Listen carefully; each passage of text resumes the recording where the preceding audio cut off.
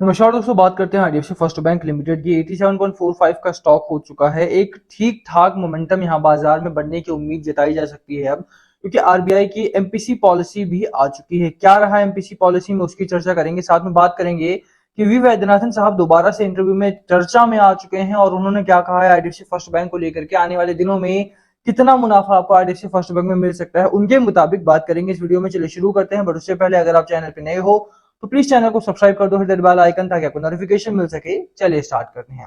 Overall अगर आप देखोगे तो एमपीसी पॉलिसी अराउंड 10:30 के आसपास आई, तो मार्केट जब इस तरह का चल रहा था कहीं ना कहीं और ऊपर की ओर निकलने की उम्मीद कर रहे थे हम, एमपीसी पॉलिसी आई। जो आपके शक्तिकांत दास साहब है, जो गवर्नर साहब है, वो लाइव आते हैं और लाइव आकर के उन्होंने कुछ चीजें कही जिसका मार्केट आपका नोज डाइव लगा करके नीचे आ गया। मार्केट में भारी भरकम प्रॉफिट बुकिंग देखने को मिली यहाँ पे, और काफी नीचे, मतलब बहुत ज्यादा नीचे नहीं आया, बट हाँ एक स्ट्रेट लाइन की यहाँ पर गिरावट हमें देखने को मिली और उसके बाद पूरा दिन मार्केट आपका साइडवेज ही रहा है।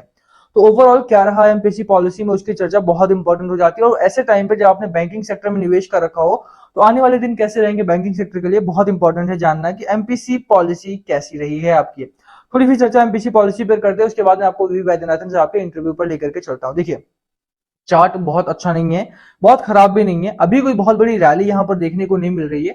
एमपीसी पॉलिसी का वेट था वो आ चुकी है। कल से आपको बाजार में एक ठीक ठाक, मुझे लगता है कि अपवर्ड ट्रेंडिंग मार्केट देखने को मिल सकता है, बट अभी के लिए, आज के लिए कुछ चीजें मार्केट में, कुछ चीजें एमपीसी पॉलिसी में ऐसी बताई गई, ऐसी कही गई, जिसकी वजह से बाजार में थोड़ा सा आपको वोलेटिलिटी बढ़ी है। मार्केट आपका ऊपर जा रहा था, इसमें कोई दो राय नहीं। अगर आपने मॉर्निंग में देखा हो तो आईडीएफसी फर्स्ट बैंक में भी एक ग्रोथ पैटर्न बन रहा था, बट उसके बाद जैसे ही शशिकांत दास साहब ने वहां पर एमपीसी पॉलिसी में चीजें अनाउंस करना स्टार्ट किया, सब कुछ ठीक था। सीआरआर उन्होंने अनाउंस करा, सब कुछ ठीक था, कोई प्रॉब्लम नहीं है यहाँ पे। अच्छी खबरें भी हैं यहाँ पे कि बाजार में बैंकिंग सेक्टर आने वाले 3 6 से 8 महीनों में, 9 महीनों में अच्छी खासी जो रैली आएगी मार्केट में, वो बैंकिंग सेक्टर की वजह से आएगी। सारी चीजें अच्छी है, बट आईसीआरआर को लेकर के एक बुरी खबर यहाँ पर आई, जिसकी वजह से बैंकिंग सेक्टर में थोड़ा सा झटका लगा है। बात करते हैं एक एक पॉइंट पर कि क्या रहा है एमपीसी पॉलिसी में। आप देखिए कि इन्होंने अनाउंसमेंट करना स्टार्ट करा। अच्छी खबरें भी हैं यहाँ पे। प्राइवेट इन्वेस्टमेंट हैपनिंग इन की सेक्टर्स, आरबीआई गवर्नर ने बोला कि प्राइवेट इन्वेस्टमेंट काफी ज्यादा हो रही है। आयरन का, आयरन एंड स्टील का सेक्टर जो है आपका, ऑटोमोबाइल का जो सेक्टर है, पेट्रोलियम का सेक्टर है, केमिकल सेक्टर में, मेटल्स में, यहाँ पर अच्छी खासी प्राइवेट इन्वेस्टमेंट हो रही है। अगर इन्वेस्टमेंट होगी तो आपको क्या फायदा है? आपको फायदा ये है कि लोन बुक ग्रोथ अच्छी होगी, और लोन बुक अगर बढ़ेगा आपका, तो सरकारी बैंक को, प्राइवेट बैंक को लोन्स अगर ज्यादा जाएंगे तो कंपनी का जो फायदा है, कंपनी का जो मुनाफा है, वो अच्छा खासा बढ़ेगा, जिससे लॉन्गर पीरियड में उसका मार्जिन, जो कि मैंने आपको लास्ट वीडियो में भी बोला था कि ओपेक्स यहाँ पे, और जो आपका आईडीएफसी फर्स्ट बैंक है उनका ओपेक्स थोड़ा सा खराब है, और ओपेक्स को ही रिड्यूस करना है। ओपेक्स रिड्यूस होगा जब लोन बुक हाई होगी इनकी। तो लोन को लेकर के अच्छी बात कही गई, लोन यहाँ पर बढ़ेंगे आने वाले दिनों में, और उसकी वजह से आपको जो आपका बैंक है वहां उसका मार्जिन बढ़ता हुआ दिखाई देगा, साथ में उसके फायदे मुनाफे में भी तेजी देखने को मिलेगी। मेनली जो सेक्टर्स आपके भागने वाले, देखिए, एक तो बैंकिंग में आपने पैसा लगा रखा है, बहुत अच्छी बात है। अगर आप और ज्यादा पैसा, मतलब आपको लगता है कि और कोई सेक्टर में आपको पैसा लगाना चाहिए, तो आयरन और स्टील में इन्वेस्टमेंट बढ़ी है, ऑटोमोबाइल्स में इन्वेस्टमेंट बढ़ी है, पेट्रोलियम, केमिकल एंड मेटल्स में इन्वेस्टमेंट बढ़ रही है। तो इन सेक्टर से आप स्टॉक अपना चुन सकते हैं कि मैं यहाँ पर भी पैसा लगा करके पैसा बना सकता हूँ। 6 से 9 महीने का टाइम फ्रेम मैं आपको बता रहा हूँ यहाँ पे। 6 से 9 महीने का टाइम फ्रेम है जहां पर आपको भारत में कम से कम एक अच्छी खासी ग्रोथ देखने को मिलेगी। प्राइवेट इन्वेस्टमेंट में ग्रोथ आपको अच्छी खासी देखने को मिलेगा, और ना सिर्फ यहाँ पे प्राइवेट इन्वेस्टमेंट में, बल्कि अगर आप सरकारी बैंक्स में भी देखें तो वहां पर भी आपको इसकी वजह से एक अच्छी खासी रैली आएगी। दूसरी खबर जहां पर आई वो मैं आपको दिखा देता हूं कि यहाँ पे आप देखिए, review of incremental CRR to depend on prevailing conditions. ICRR की जब खबर आई ना, तो उस समय पे मार्केट में बता रहा हूं आपको कि एक डब्ल्यू पैटर्न मार्केट में, अगर आपने देखा हो तो बन रहा था। यहाँ पर डब्ल्यू पैटर्न बन रहा था, मार्केट ऊपर गया, उसके बाद नीचे आया, उसके बाद ब्रेकआउट इस जगह पर करने वाला था, और ब्रेकआउट करके थोड़ा ऊपर निकला। जैसे ही आईसीआरआर को 10% के अराउंड अनाउंस करा, वैसे ही मार्केट सीधे नीचे आया है। मतलब अगर आप ऑप्शन ट्रेड करते हो तो आपको पता चल जाएगा कि इस जगह से लेकर के इस जगह तक 3 गुना हो गया। जिन्होंने भी पैसा लगाया उनका पैसा 3 गुना कम से कम हो गया ना।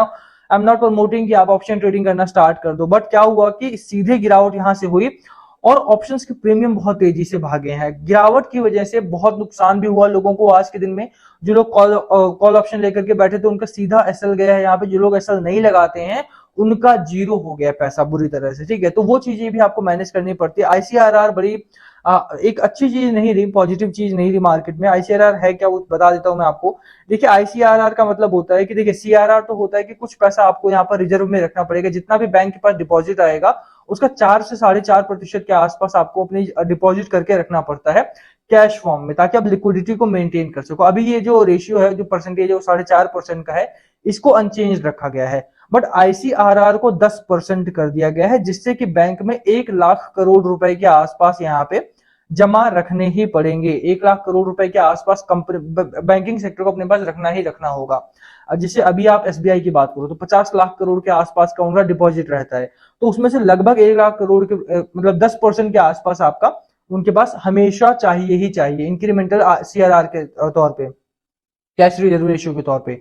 तो ये इसकी वजह से अब क्या होगा, इसमें लोन में प्रॉब्लम्स आएंगी, लोन यहाँ पे कम हो जाएगा, ड्राई हो जाएगा लोन। और यही कारण है कि थोड़ा सा यहाँ पे बैंकिंग सेक्टर पर प्रभाव पड़ेगा। जहां इन्वेस्टमेंट अच्छी आ रही है वहीं पर आप देखिए कि प्राइवेट इन्वेस्टर को रोकने के लिए भी यहाँ पे, क्योंकि इन्फ्लेशन को कंट्रोल करना है, तो आईसीआरआर को यहाँ पे बढ़ाया गया है, और वो भी 2 महीने के लिए, ज्यादा नहीं बढ़ाया गया, 2 महीने के लिए, यानी कि सितंबर में, लास्ट एंड ऑफ सितंबर में यहाँ पे इसको दोबारा से वॉच आउट किया जाएगा कि अगर सब कुछ ठीक रहता है तो इसको हटाया जाएगा, अदरवाइज ये आगे आने वाले महीनों में भी चलेगा।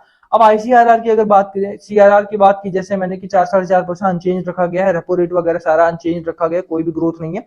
बस आईसीआरआर में थोड़ा सा चेंज किया गया, जिसकी वजह से बाजार में गिरावट हुई है, जिसकी वजह से लोन में थोड़ा ड्राइनेस यहाँ पर देखने को मिलेगी।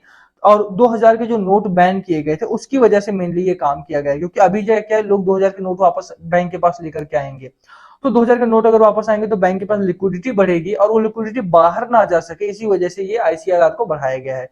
पूरी कहानी है, लास्ट टाइम जब डिमोनेटाइजेशन हुआ तो आईसीआरआर 100% कर दिया गया था। उस टाइम पे लोन कुछ महीनों के लिए एकदम बंद कर दिया गया था कि लोन यहाँ पर नहीं जाएगा, जो भी पुराने नोट आ रहे हैं उनको लिक्विडिटी में काउंट ही नहीं किया जा रहा था। ये 100%, अब यहाँ पे सिर्फ 10% है, तो मुझे लगता है कोई घबराने वाली बात नहीं है, बैंकिंग सेक्टर के लिए अभी भी अच्छी खबर है। दूसरी खबर आई मुंबई से, जब एमडी सीईओ जो हैं वी वैद्यनाथन साहब, इनका इंटरव्यू हुआ और उन्होंने काफी अच्छी बात कही आईडीएफसी फर्स्ट बैंक को लेकर के। अगर आपने इसमें निवेश किया हुआ या निवेश करने के बारे में सोच रहे हैं तो ये खबर आपके लिए बहुत इंपॉर्टेंट होने वाली है। आप देखिए कि would you attribute a strong Q1 to the operational efficiency that have come in? It is not about this quarter. The result of today's work is continuation of our past work. We have been building up our franchise and now the momentum of earning and building up. तो मैं पूरी खबर नहीं पढ़ूंगा, थोड़ा short में ही रखेंगे। Want to stay on the pitch for long, not hit sixes and fours. IDFC first bank MD. इस समय की अगर आप बात करो तो इस समय यहाँ पे इस पूरी खबर का जो जिस्ट है वो यही है कि इस समय अगर आप थोड़ा सा होल्ड करके चलो, अपनी पोर्टफोलियो को होल्ड करके चलो, अपनी पोजीशन को, तो वो ज्यादा बेहतर रहेगा। 2 रीजन बताए गए हैं इसमें। पहला रीजन ये है कि देखो, एक तो मार्केट में बहुत ज्यादा वोलेटिलिटी आ चुकी है, तो अगर ऐसे में आप एक्सपेक्ट कर रहे हो कि मार्केट में 87 रुपए का स्टॉक आपने लिया, वो तुरंत 95 क्यों नहीं जा रहा, पहले तो भाग रहा था, थोड़ा सा मार्केट की वोलेटिलिटी को समझना पड़ेगा। मार्केट में एफआईआईज ने बिकवाली करना स्टार्ट किया, अभी आईसीआरआर को लेकर के पंगे हो गए थोड़े से, तो वो थोड़ा सा रहेगा आपका।